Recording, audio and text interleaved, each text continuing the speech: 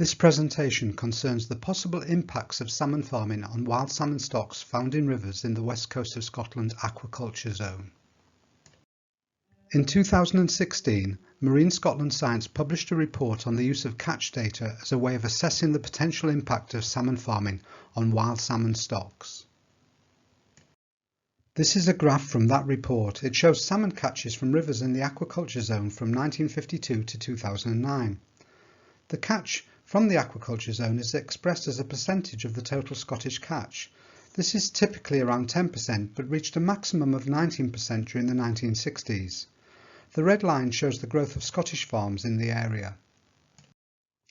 The authors of this report conclude that from roughly 1990, the farmed areas decline relative to non-farmed areas, which is consistent with there being an impact of salmon farming on wild salmon.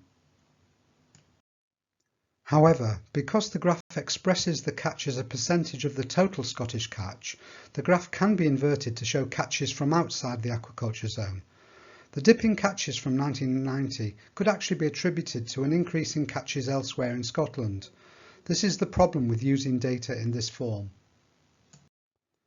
Rather than use percentages like Marine Scotland Science, this graph shows the actual number of fish caught from rivers within the aquaculture zone from 1952 onwards. There is a dip during the 1990s, but catches did recover after the millennium. It is also clear that catches have exhibited different fortunes over the period since 1952. This is the same data expressed as the 5-year catch average. This is a format that is widely used in the wild fish sector. It can be seen that during the 1990s, catches of salmon and grilse fell by 4,600 fish.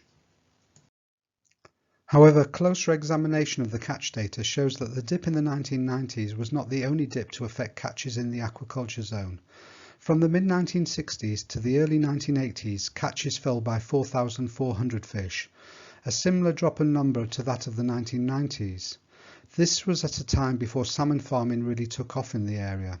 By the end of this period, salmon farms had produced only a few hundred tons of farm salmon. The biggest falls occurred during the 1960s and early 1970s when salmon farming had yet to be commercialised. After both these dips, salmon catches did recover by 2,200 fish in the late 1980s and by 3,200 fish in the early 2000s. Marine Scotland Science suggested that the dip in the 1990s was consistent with an impact from salmon farming. So why then did catches not continue to fall as farm salmon production increased? In fact, they showed some improvement. This dip was observed across the aquaculture zone, but not elsewhere in Scotland. Could there be another reason other than salmon farming as to why catches dipped? One possible suggestion is that the negative publicity about salmon farming generated by the wild fish sector deterred anglers from visiting the west coast. This would have led to reduced fishing effort and hence lower catches. Although there is a clear dip in salmon catches across the whole of the aquaculture zone, the amount of dip varies from one river system to another. This is the graph of salmon and grilse catches from the River Lochie.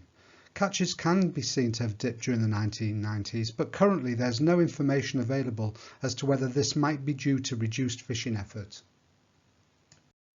Marine Scotland Science have only now started to report the fishing effort in terms of the number of rod days spent catching fish. Although there is no official data, fishery proprietors are likely to have retained records of their visitor numbers.